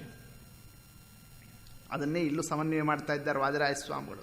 ಸಮನಾ ಕಿಲ ಮಾತಸ್ತ್ವಂ, ಮಹಾಲಕ್ಷ್ಮೀದೇವಿ ಮತ್ತು ಪರಮಾತ್ಮ ಅವರಿಬ್ಬರಲ್ಲಿ ದೇಶತಃ ಕಾಲತಃ ಪರಿಪೂರ್ಣ ಸಾಮ್ಯ ಇದೆ. ಅದನ್ನು ತಿಳಿಸಿಕೊಟ್ರು. ಲಕ್ಷ್ಮೀದೇವಿಗೆ ಸಮನಾ ಅಂತ ಯಾಕೆ ಕರೀತಾರೆ? ದೇಶದಿಂದ ಸಮಾನಳು, ಕಾಲದಿಂದ ಸಮಾನಳು. ಅಂದರೆ ಯಾವ್ಯಾವ ದೇಶದಲ್ಲಿ ಪರಮಾತ್ಮ ಇದ್ದಾನೋ ಆ ಎಲ್ಲ ಪ್ರದೇಶದಲ್ಲಿ ಯಾರಿದ್ದಾಳೆ? ಲಕ್ಷ್ಮೀದೇವಿ ಇದ್ದೇ ಇದ್ದಾಳೆ. ಯಾವ್ಯಾವ ಪ್ರದೇಶದಲ್ಲಿ ಲಕ್ಷ್ಮೀದೇವಿ ಇದ್ದಾಳೆ ಆ ಎಲ್ಲ ಪ್ರದೇಶದಲ್ಲಿ ಪರಮಾತ್ಮ ಇದ್ದಾನೆ. ದೇಶಕಾಲಗಳಿಂದ ಇಬ್ಬರೂ ಸಮಾನರಿದ್ದಾರೆ. ಅದರಂತೆ ಕಾಲದಿಂದ ಮಹಾಲಕ್ಷ್ಮೀ ದೇವಿ ಮತ್ತು ಪರಮಾತ್ಮ ಕಾಲತಃ ಇಬ್ಬರಿಗೂ ಸಾಮ್ಯ ಇದೆ. ದೇಶಕಾಲಗಳಲ್ಲಿ ಇಬ್ಬರೂ ಸಮಾನರಾದ್ದರಿಂದ ಯಾರಿಗೆ ಲಕ್ಷ್ಮೀದೇವಿಗೆ ಹೆಸರು ಸಮನಾ ಕಿಲ ಮಾತಸ್ತ್ವಂ. ಹೇ ಮಾತಃ, ಹೇ ಲಕ್ಷ್ಮೀದೇವಿ, ಅಮುನಾ ತತಯೋಗಿನಿ. ಅಮುನಾ ಈ ಪರಮಾತ್ಮನ ಜೊತೆಗೆ, ತತಯೋಗಿನಿ ವಿಸ್ತಾರದಲ್ಲಿ ವ್ಯಾಪ್ತಿಯಲ್ಲಿ ಏಕಪ್ರಕಾರ ಸಂಬಂಧವನ್ನು ಹೊಂದಿದ್ದೀಯ ನೀನು. ಆದ್ದರಿಂದ ಇಬ್ಬರಿಗೂ ಕೂಡ ಸಾಮ್ಯ ಬಂತು, ವರಸಾಮ್ಯ ಇದೆ. ಮತ್ತು ಇಲ್ಲ ಇಲ್ಲ ಅಂತ ನಮ್ಮ ಸ್ವಾಮಿ ಅನ್ನಲ್ಲ, ನನಗೂ ನಿನಗೂ ವರಸಾಮ್ಯ ಆಗಲಿಲ್ಲ, ಹೊಂದಾಣಿಕೆ ಅಷ್ಟು ಹೆಂಗಿದೆ, ಹೆಂಗೆ ಕೊಡ್ತದೆ ಅಂತಂದಲ್ಲ. ಅಂತಂದರೆ ಸಾಮ್ಯ ಇಲ್ಲ ಅಂತಂದಿದ್ದು ಅದು ಮೂರನೇ ದೃಷ್ಟಿಯಿಂದ. ಯಾವುದು ಮೂರನೇದದು? ದೇಶದಿಂದ ಕಾಲದಿಂದ ಸಾಮ್ಯ ಇದೆ, ಗುಣದಿಂದ ಸಾಮ್ಯ ಇಲ್ಲ. ಗುಣ ಪರಮಾತ್ಮನಿಗೂ ಮತ್ತು ಮಹಾಲಕ್ಷ್ಮೀ ದೇವಿಗೂ ಸಮಾನ ಅಂತ ತಗೊಳ್ಳಿಕ್ಕೆ ಇಲ್ಲ. ಅಲ್ಲಿ ಲಕ್ಷ್ಮೀದೇವಿ ಕಡಿಮೆನೇ, ಪರಮಾತ್ಮ ಉತ್ತಮನೇ. ಆದ್ದರಿಂದ ಮಮನಾಥೇನ ದೇವಶ್ಚ ವಿಮನಾಶ್ಚನ ಸತ್ವಯಿ. ಮೇಲ್ನೋಟಕ್ಕೆ ಪರಮಾತ್ಮ ಏನೋ ಹಿಂಗೆ ಲಕ್ಷ್ಮೀದೇವಿ ಜೊತೆಗೆ ವೈಮನಸ್ಯದಿಂದ ಒಂದು ಹಾಸ್ಯದಂತೆ ಈ ಮಾತನಾಡದ ಅಂತ ಕಾಣಿಸ್ತದೆ. ಆದರೆ ಎಂದೂ ಕೂಡ ಮಮನಾಥೇನ ನವನಾಥನಾಗಿರತಕ್ಕಂತಹ ಪರಮಾತ್ಮ ವಿಮನಾಹ ಲಕ್ಷ್ಮೀದೇವಿಯ ಜೊತೆಗೆ ವಿಮನಸ್ಕನಾದ ಅಂತ ಇಲ್ಲೇ ಇಲ್ಲ. ಎಲ್ಲರಿಗಿಂತ ಅತ್ಯಂತ ಮನಸ್ಸನ್ನು ಸ್ವಾಮಿ ಇಟ್ಟಿರೋದೇ ಯಾರಲ್ಲಿ? ಮಹಾಲಕ್ಷ್ಮೀ ದೇವಿಯಲ್ಲಿ. ಹೀಗೆ ಅಂದರೆ ಮಹಾಲಕ್ಷ್ಮೀ ದೇವಿಯ ಸ್ಥಾನ, ಲಕ್ಷ್ಮೀದೇವಿಯನ್ನೇ ದೇಶಕಾಲಗಳಿಂದ ಪರಮಾತ್ಮನಿಗೆ ಸಮಾನಳಿದ್ದಾಳೆ ಅನ್ನೋ ಒಂದು ತತ್ವ. ಮತ್ತು ನಾವು ಜೀವರುಗಳು, ನಾವು ಪರಮಾತ್ಮನಿಗೆ ಸಮನೋ ಅಸಮನೋ, ನಮ್ಮನ್ನು ಏನಂತ ತಗೋಬೇಕು ಅಂತ ಪ್ರಶ್ನೆ ಬಂದರೆ, ಜೀವರುಗಳು ಪರಮಾತ್ಮನಿಗೆ ದೇಶ ಮತ್ತು ಕಾಲದಿಂದ ಏನಾಗಿದ್ದಾರವರು? ಎರಡರಿಂದಲೂ ಸಾಮ್ಯ ಅಂತಿಲ್ಲ. ಕಾಲದಿಂದ ಮಾತ್ರ ಸಾಮ್ಯ, ದೇಶದಿಂದ ಇಲ್ಲ. ಕಾಲ, ಯಾವ ಕಾಲದಲ್ಲಿ ಜೀವ ಇದ್ದಾರೋ ಪರಮಾತ್ಮ ಇದ್ದಾರೋ ಇಬ್ಬರೂ ಏಕಕಾಲದಲ್ಲೇನೇ ಅನಾದಿಯಿಂದ ಅನಂತ ಕಾಲದ ತನಕ ಏಕಪ್ರಕಾರ ಕಾಲತಃ. ಆದರೆ ದೇಶತಃ ಇಲ್ಲ, ವ್ಯಾಪ್ತಿಯಲ್ಲಿ ಇಲ್ಲ. ದೇಶಕಾಲಗಳಿಂದ ಸಾಮ್ಯ ಇರೋದು ಯಾರಿಗೆ? ಅದು ಮಹಾಲಕ್ಷ್ಮೀ ದೇವಿಗೆ. ಹೀಗೆ ಮಮನಾಥೇನ ದೇವಶ್ಚ ವಿಮನಾಶ್ಚನ ಸತ್ವಯಿ. ಹೌದು, ದೇಶಕಾಲಗಳಿಂದ ವ್ಯಾಪ್ತಿ ಇರೋದೇ ಒಂದು ಮಹತ್ವ. ಅದೇನು ಮಹತ್ವ? ಆಕಾಶಕ್ಕೂ ಇದೆಯಪ್ಪ. ಆಕಾಶನೂ ದೇವರಿಗೆ ಸಮಾನನೇ, ಗೊತ್ತಾಯ್ತಲ್ಲ. ಈಗ ಆಕಾಶ ಇದೆಯಲ್ಲ, ಆಕಾಶ ಅನ್ನೋದಕ್ಕೆ ಎರಡು ಅರ್ಥ ಇದೆ. ಆಕಾಶ ಅಂತಂದರೆ ಪಂಚಭೂತಗಳಲ್ಲಿ ಸೇರಿರೋ ಆಕಾಶ, ಅದು ಒಂದು ಪದಾರ್ಥ, ಅದು ತತ್ವ. ಅದು ಆ ಆಕಾಶ ಬೇರೆ. ಆದರೆ ನಾವೇನು ಆಕಾಶ ಅಂತ ಸ್ಪೇಸ್, ಇದನ್ನೇ ಕೈಕಾಲು ಅಲ್ಲಾಡಿಸಬೇಕಾದ್ರೆ ಸ್ಥಳಾವಕಾಶವನ್ನೇ ಅನುಭವಿಸ್ತೇವಲ್ಲ, ಅದಕ್ಕೇನಂತ ಕರೀತಾರೆ? ಅದಕ್ಕೆ ಅವ್ಯಾಕೃತ ಆಕಾಶ ಅಂತ ಕರೀತಾರೆ. ಈ ಆಕಾಶನೂ ಕೂಡ ಕಾಲತಃ ಅನಾದಿಯಿಂದ ಅನಂತ. ಇನ್ನು ಅದರ ಒಂದು ವ್ಯಾಪ್ತಿನೂ ಕೂಡ ಏನಾಗಿದೆ? ಅದು ಸರ್ವತ್ರ ವ್ಯಾಪಿಸಿಕೊಂಡೇ ಇದೆ. ಇದು ಹೌದಷ್ಟೇ. ಆಕಾಶ ಎಲ್ಲಿಲ್ಲ, ಇಂಥಲ್ಲಿಲ್ಲ ಅನ್ಲಿಕ್ಕಾಗ್ತದಾ? ಅಂದರೆ ಎಲ್ಲ ಕಡೆ ಆಕಾಶ ಇದೆ, ಎಲ್ಲ ಕಾಲದಲ್ಲೂ ಆಕಾಶ ಇದೆ. ದೇಶಕಾಲಗಳ ವ್ಯಾಪ್ತಿ ಆಕಾಶಕ್ಕೂ ಇದೆ.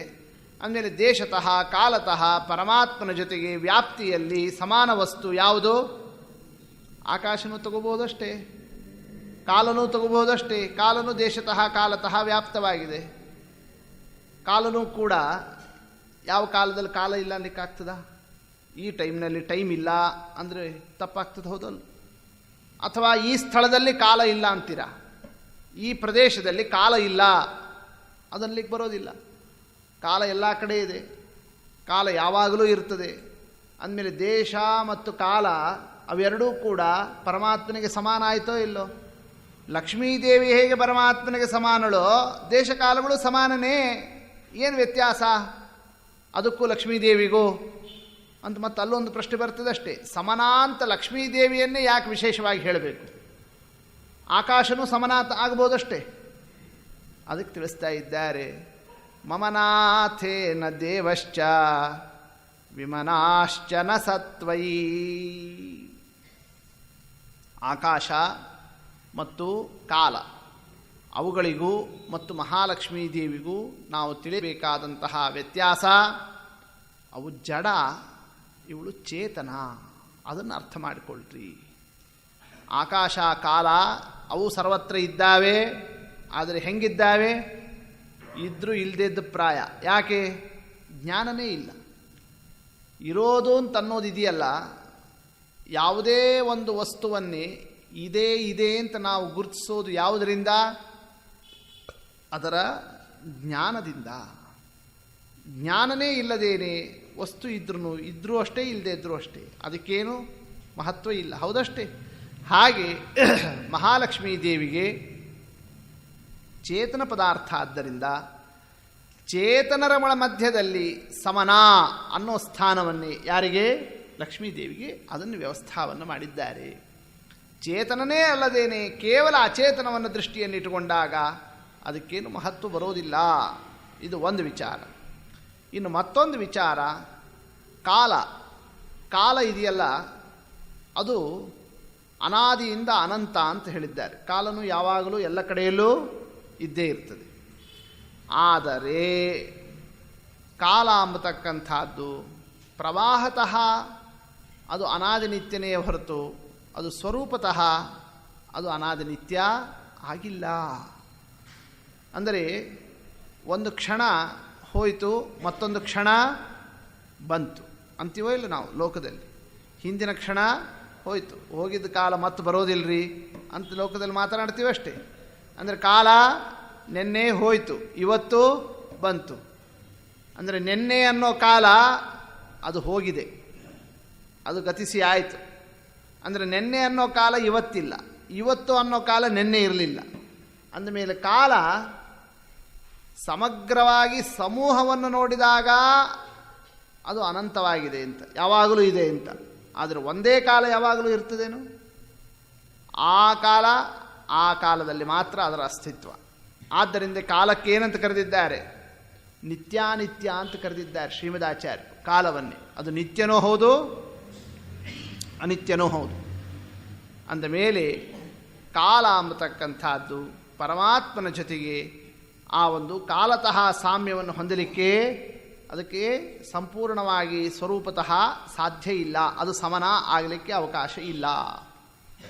ಹೋಲಪ್ಪ ಕಾಲ ಬೇಡ, ಆಕಾಶ ತಗೋಬೋದಷ್ಟೇ.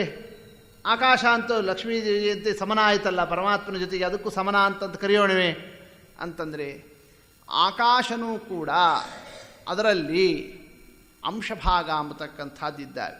ಆಕಾಶ ಇದೆಯಲ್ಲ, ಅದರಲ್ಲೂ ಕೂಡ ಪ್ರದೇಶ ವಿಶೇಷ ಅಂಬತಕ್ಕಂಥದ್ದು. ನೋಡಿ, ಈಗ ಉದಾಹರಣೆಗೆ ಒಂದು 60/40 40/60 ಒಂದು ಜಗವನ್ನೇ ಸ್ಥಳವನ್ನು ನಾವು ನೋಡಿದಾಗ ಅದರಲ್ಲಿ ಇದು ರೂಮು, ಇದು ಹಾಲು, ಇದು ದೇವರ ಮನೆ, ಹೀಗೆಲ್ಲ ನಾವೇನು ಮಾಡ್ತೀವಿ? ಅದರಲ್ಲಿ ಒಂದು ಪ್ಲ್ಯಾನ್ ಮಾಡಿಕೊಂಡಿರ್ತೀವಿ. ಹೌದಷ್ಟೇ? ಆ ವಿಭಾಗ, ಆ ಒಂದು ವ್ಯತ್ಯಾಸ ಏನು ನಾವು ಆ ಪ್ರದೇಶದಲ್ಲಿ ಮಾಡಿಕೊಂಡ್ವಲ್ಲ, ಅದು ನೆಲದಲ್ಲಷ್ಟೇ ಮಾಡಿದ್ದಲ್ಲ, ಆಕಾಶದಲ್ಲೂ ಮಾಡಿಕೊಂಡಿದ್ದೀವಿ ನಾವು. ಹೌದಷ್ಟೇ? ಆ ಆಕಾಶ ಭಾಗದಲ್ಲೂ ನಮಗೆ ಆ ಒಂದು ಅಂಶಗಳು ಗೊತ್ತಾಗ್ತದೆ. ಅಂದಮೇಲೆ ಆಕಾಶದಲ್ಲಿ ಆಕಾಶ ಸಾಂಶವಾಗಿದೆ. ಇದರಿಂದ ನಮಗೆ ಸ್ಪಷ್ಟ ಗೊತ್ತಾಯಿತು ಆಕಾಶ ಎಂಥ ವಸ್ತು ಆಯಿತು, ಅದಕ್ಕೆ ಅಂಶಗಳಿದ್ದಾವೆ. ಆ ಅಂಶ ಇದೆಯಲ್ಲ, ಆ ಅಂಶ ಅದು ವ್ಯಾಪ್ತನು. ಅದನ್ನು ವಿಚಾರ ಮಾಡಿದರೆ ಅಂಶಿಯಾಗಿ ಆಕಾಶ ಎಲ್ಲ ಕಡೆ ಇದು ವ್ಯಾಪ್ತವಾಗಿದೆ ಅಂತ ಆಯ್ತೇ ಹೊರತು ಅಂಶತಃ ತಗೊಂಡಾಗ ಆ ಅಂಶ ಅಲ್ಲೇನೆ, ಮತ್ತೊಂದು ಕಡೆಯಲ್ಲಿ ಅದು ಇಲ್ಲ. ಆದರೆ ಮಹಾಲಕ್ಷ್ಮೀ ದೇವಿ ಹಾಗಲ್ಲ. ಹೇಗೆ ಪರಮಾತ್ಮ ಯಾವ ಕ್ರಮದಿಂದ ಅಂಶತಃನೂ ವ್ಯಾಪ್ತ, ಅಂಶಿಯಾಗೂ ವ್ಯಾಪ್ತ ಅಂತ ಪರಮಾತ್ಮನಿಗಿದೆಯೋ ಇಲ್ಲ. ಅದನ್ನೇ ಸಹಸ್ರ ಶೀರ್ಷ ಪುರುಷಃ ಸಹಸ್ರಾಕ್ಷ, ಇದೆಲ್ಲ ವೇದ ಮಂತ್ರಗಳು ಪರಮಾತ್ಮನನ್ನು ಕೊಂಡಾಡತಕ್ಕಂತಹ ವೈಭವ. ಪರಮಾತ್ಮ ವ್ಯಾಪ್ತ, ಅವನ ಮುಖ ವ್ಯಾಪ್ತ, ಪರಮಾತ್ಮನ ಪಾದ ವ್ಯಾಪ್ತ, ಪಾದದಲ್ಲಿರ್ತಕ್ಕಂತಹ ಬೆರಳು ಅದು ವ್ಯಾಪ್ತ, ಬೆರಳಿನಲ್ಲಿರ್ತಕ್ಕ ಉಗುರು ಅದು ವ್ಯಾಪ್ತ. ಅಲ್ಲ, ಎಲ್ಲವೂ ವ್ಯಾಪ್ತಿ ಹೆಂಗಾಗ್ತದೆ ರೀ? ಒಂದಕ್ಕಿಂತ ಒಂದು ಕಡಿಮೆ ಇರಬೇಕು, ಹೌದಲ್ಲ? ಪಾದ ದೊಡ್ಡದಿರ್ತದೆ, ಪಾದಕ್ಕಿಂತ ಸಣ್ಣದು ಬೆರಳಿರ್ತದೆ, ಬೆರಳಿಗಿಂತ ಸಣ್ಣದು ಯಾವುದಿರ್ತದೆ? ಉಗುರಿರ್ತದೆ. ಲೋಕದಲ್ಲಿ ಒಂದು ಶರೀರದಲ್ಲಿ ಲಕ್ಷಣವನ್ನು ನಾವು ಹಿಂಗೆ ಹೋದಷ್ಟು ತಿಳ್ಕೊಂಡಿರ್ತೀವಿ. ಪಾದನೂ ಒಂದಡಿ, ಬೆರಳು ಒಂದಡಿ, ಉಗುರು ಒಂದಡಿ, ಎಲ್ಲ ಅಷ್ಟೇ ಇರ್ತದೆ ಅಂತಂತಂದರೆ ಅದು ಹೆಂಗೆ ಸಾಧ್ಯ ಅಂತ ನೀವು ಪ್ರಶ್ನೆ ಬರ್ತದೆ ಅಷ್ಟೇ. ಆದರೆ ಪರಮಾತ್ಮ ಲೋಕದಂತೆ ಪಾದ, ಬೆರಳು, ಉಗುರು ಹೊಂದಿರತಕ್ಕ ಶರೀರ ಅಲ್ಲ. ಮತ್ತೇನು? ಪರಮಾತ್ಮನ ಬೆರಳು, ಪರಮಾತ್ಮನ ಉಗುರು, ಪರಮಾತ್ಮನ ಪಾದ, ಪರಮಾತ್ಮನ ಕೈ, ಪರಮಾತ್ಮನ ಮುಖ, ಪರಮಾತ್ಮನ ಶರೀರ ಎಲ್ಲವೂ ಪರಮಾತ್ಮನೇ. ಒಂದಕ್ಕೊಂದಕ್ಕೆ ಭೇದ ಇಲ್ಲೇ ಇಲ್ಲ. ಎಲ್ಲವೂ ಏಕಪ್ರಕಾರ, ಎಲ್ಲದರಲ್ಲೂ ಎಲ್ಲವೂ ಇದ್ದಾವೆ, ಎಲ್ಲವೂ ಎಲ್ಲ ಆಗಿದೆ. ಅಂಥ ಒಂದು ವೈಚಿತ್ರ್ಯ ಎಲ್ಲಿದೆ? ಪರಮಾತ್ಮನಲ್ಲಿದೆ. ಅದೇ ಕ್ರಮದಿಂದ ಆ ವೈಚಿತ್ರ್ಯ ಯಾರಲ್ಲಿದೆ? ಮಹಾಲಕ್ಷ್ಮೀ ದೇವಿಯಲ್ಲಿ ಇದೆ. ಇದು ಲಕ್ಷ್ಮೀದೇವಿಗೆ ಸಮನ ಅನ್ನೋದಕ್ಕಿರ್ತಕ್ಕಂತಹ ಒಂದು ಮಹತ್ವ. ಸಮನಾ ಕಿಲ ಮಾತಸ್ತ್ವಂ ಅಮುನಾ ತತ ಯೋಗಿನಿ ಮಮನಾಥೇನ ದೇವಶ್ಚ ವಿಮನಾಶ್ಚನ ಸತ್ವೈ. ಸರಿ, ಆಕಾಶ ಕಾಲ ಇದು ಲಕ್ಷ್ಮೀದೇವಿಯಂತೆ ದೇವರಿಗೆ ಸಮಾನ ಆಗೋದಿಲ್ಲ. ಯಾಕೆ? ಅಂಶತಃ ಅವು ಕ್ಷಣಲವಾದಿ, ಭಾಗಶಃ ಆ ಒಂದು ಮಹತ್ವ ಬರಲಿಲ್ಲ. ಇಲ್ಲಿ ಅಂಶತಃನೂ ವ್ಯಾಪ್ತಳಾಗಿದ್ದಾಳೆ. ಯಾರು? ಮಹಾಲಕ್ಷ್ಮೀದೇವಿ. ಅಂಶಿಯಿಂದಲೂ ವ್ಯಾಪ್ತ, ಅಂಶತಃನೂ ವ್ಯಾಪ್ತ. ಇದು ಲಕ್ಷ್ಮೀದೇವಿಗೆ ಸಮನಾನ್ ಎಂಬತಕ್ಕಂತಹ ಸ್ಥಾನ ಬರೋದಕ್ಕೆ ಅವಕಾಶ ಯೋಗ್ಯ. ಆದರೆ ಮತ್ತೊಂದು ವಸ್ತು ಇದೆ, ಅದು ಯಾಕೆ ಸಮನ ಆಗಬಾರ್ದು? ಇನ್ನೊಂದು ವಸ್ತು ಯಾವುದದು? ವೇದಗಳು. ನೋಡಿ, ವೇದಗಳಿದ್ದಾವಲ್ಲ, ಅವು ಎಲ್ಲಿದ್ದಾವೆ? ಸ್ವಲ್ಪ ವಿಚಾರ ಮಾಡೋಣ. ವೇದಗಳು ಎಲ್ಲಿದ್ದಾವೆ? ಎಲ್ಲ ಕಡೆ ಇದ್ದಾವೆ. ಗೊತ್ತಾಯ್ತು? ವೇದಗಳು ಇಲ್ಲಿದೆ ಇಲ್ಲಿಲ್ಲ ಅಂತ ಅನ್ಲಿಕ್ಕೆ ಬರೋದಿಲ್ಲ. ಎಲ್ಲ ಪ್ರದೇಶದಲ್ಲೂ ವೇದ ಇದೆ. ಅಷ್ಟೇ ಅಲ್ಲ, ಎಲ್ಲ ಕಾಲದಲ್ಲೂ ವೇದ ಇದೆ. ವೇದ ಅನಾದಿ ನಿತ್ಯ ವಸ್ತು, ಮತ್ತಷ್ಟೇ ಅಲ್ಲ ವ್ಯಾಪ್ತ ವಸ್ತು. ಹೌದಷ್ಟೇ?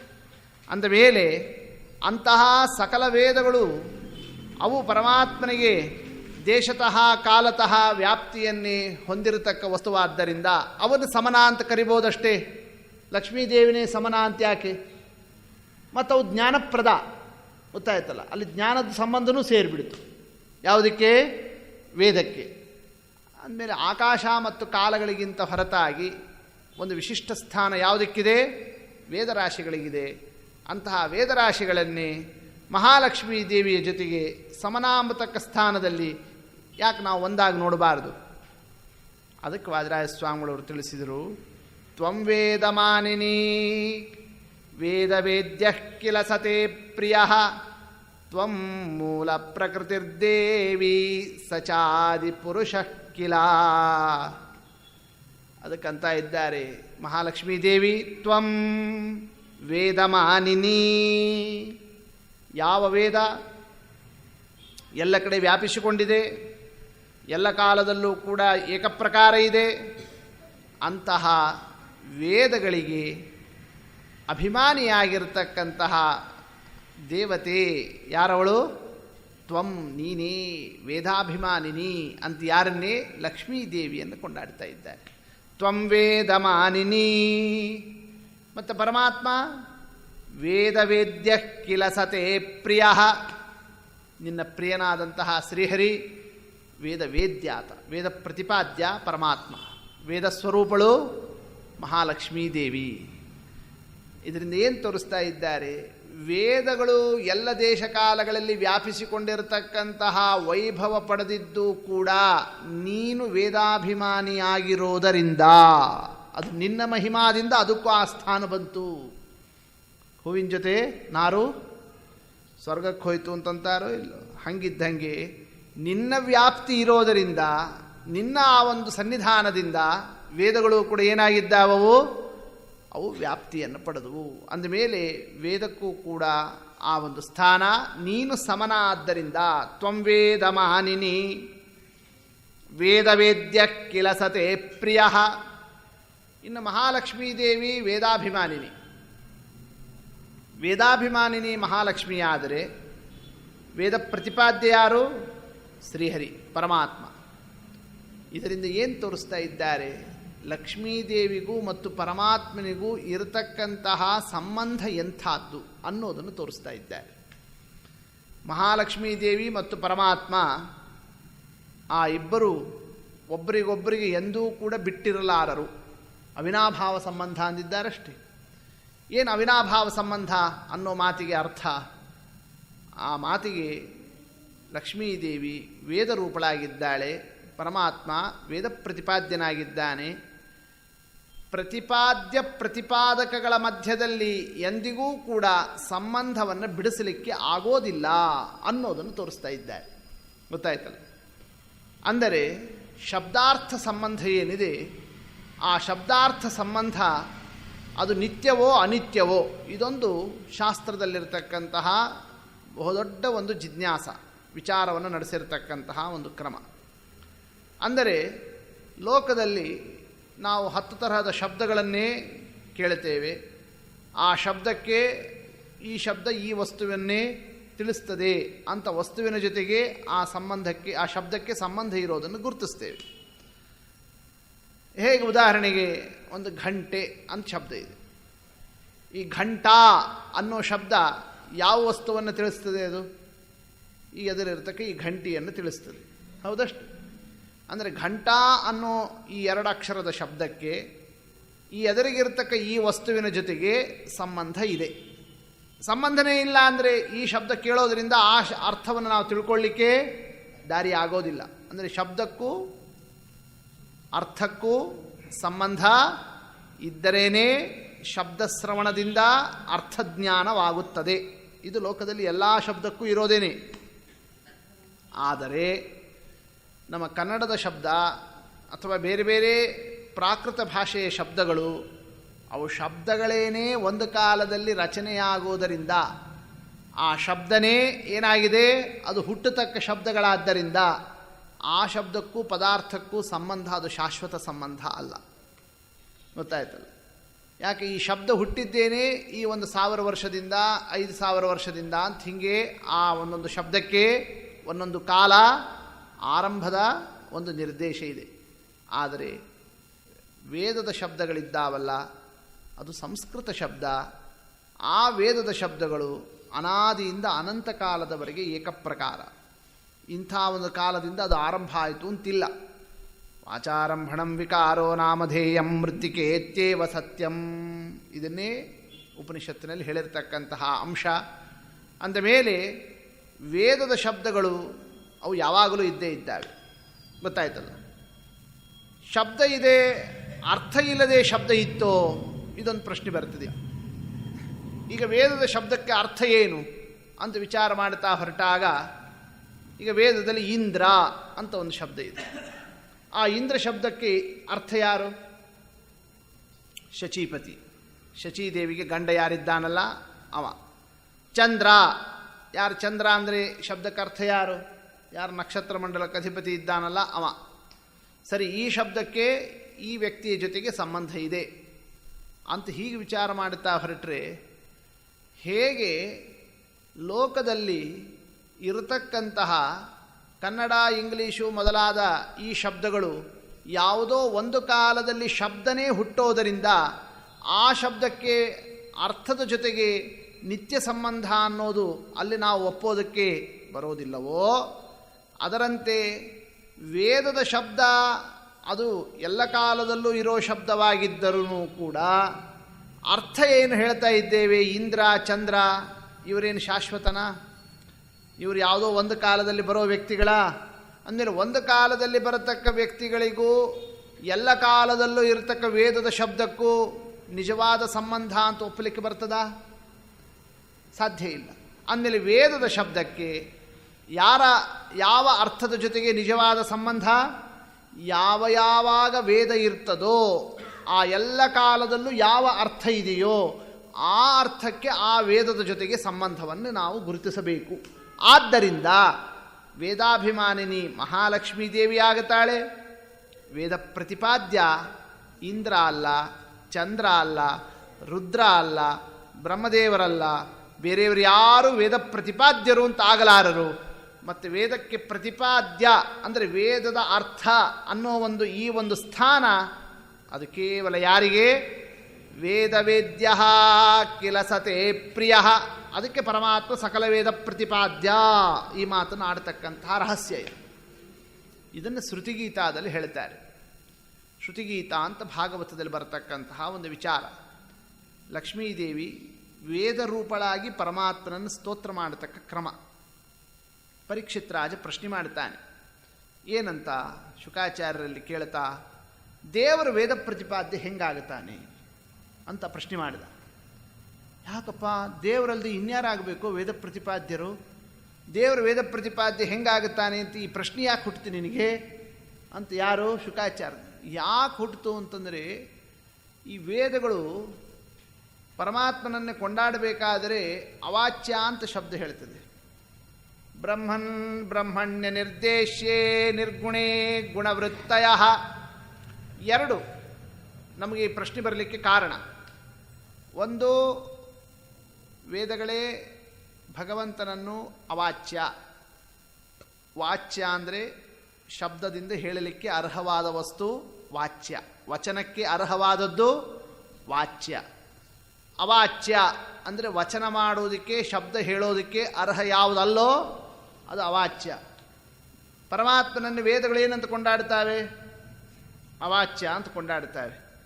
ಅಂದರೆ ಶಬ್ದದಿಂದ ಅವನನ್ನು ಹೇಳಲಿಕ್ಕೆ ಸಾಧ್ಯ ಇಲ್ಲ ಅಂತ ವೇದಗಳು ಹೇಳ್ತಾ ಇದ್ದಾಗ, ವೇದಗಳು ಶಬ್ದಾತ್ಮಕನೇ ಆಗಿದ್ದಾಗ ಅಂಥ ವೇದಗಳಿಂದ ಪರಮಾತ್ಮ ಹೆಂಗೆ ಪ್ರತಿಪಾದ್ಯನಾಗುತ್ತಾನೆ?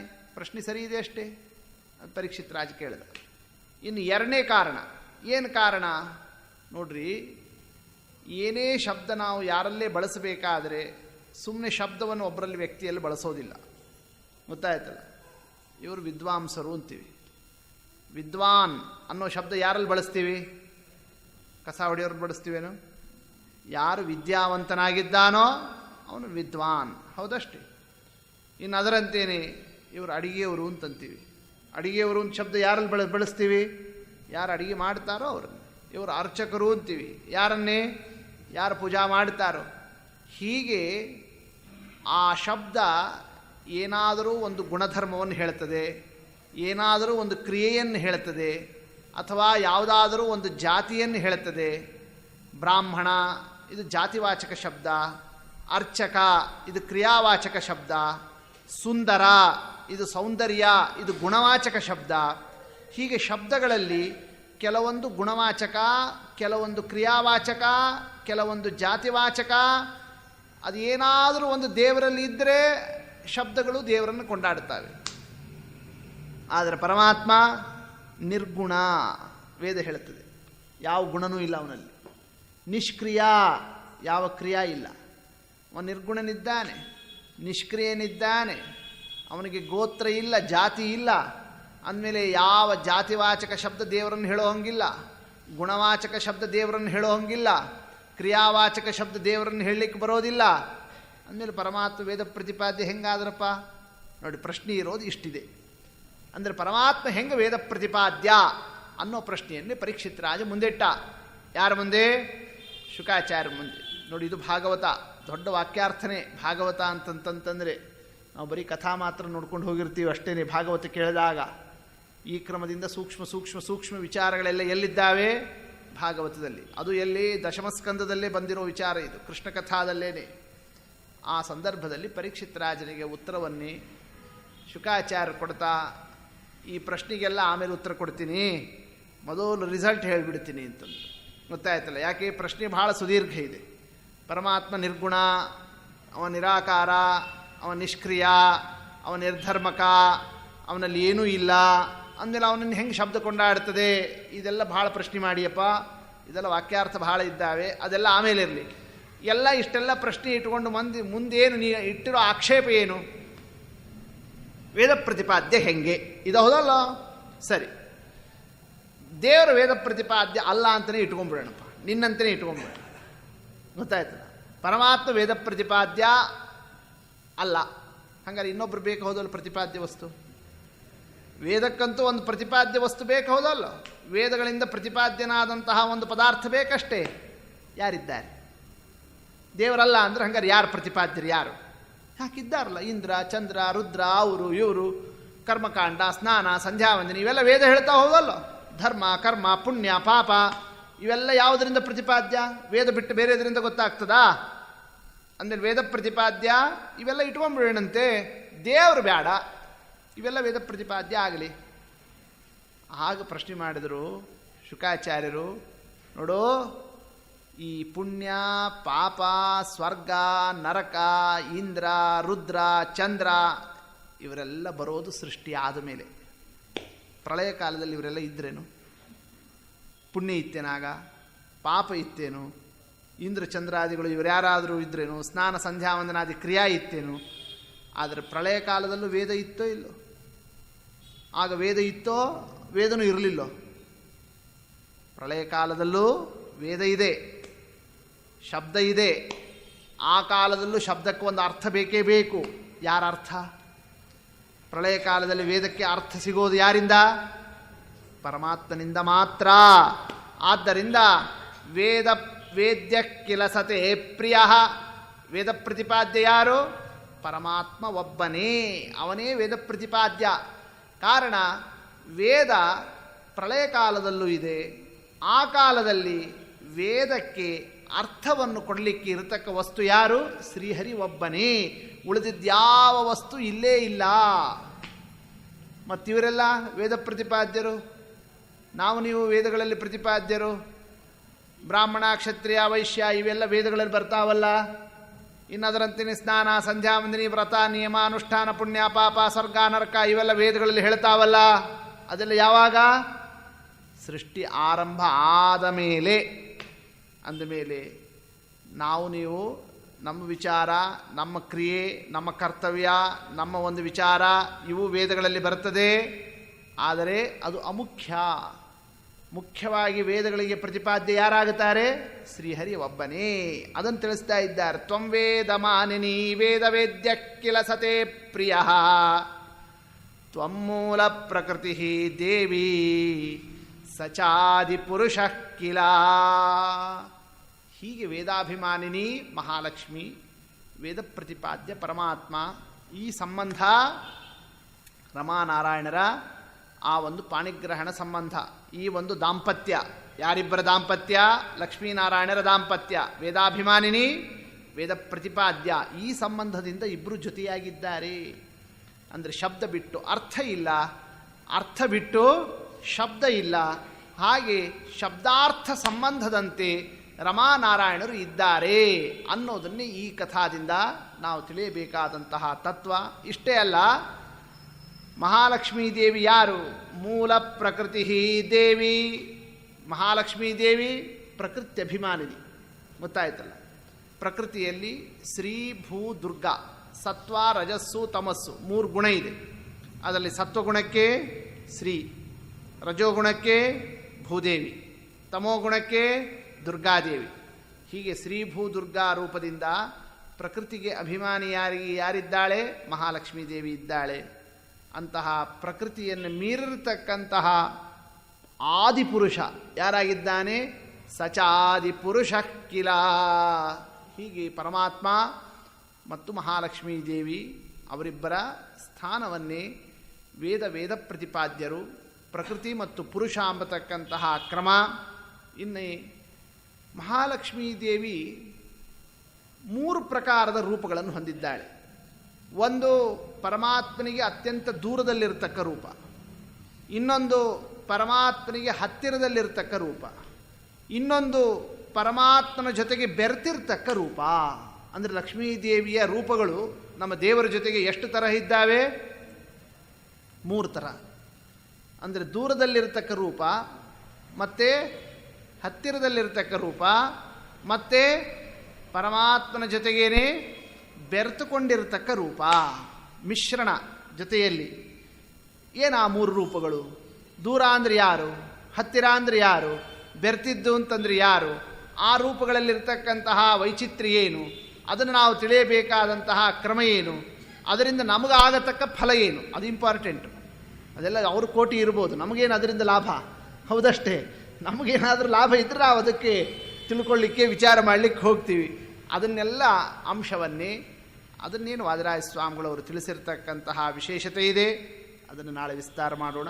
ಶ್ರೀಕೃಷ್ಣಾರ್ಪಣಮಸ್ತು. ಹರಯೇ ನಮಃ.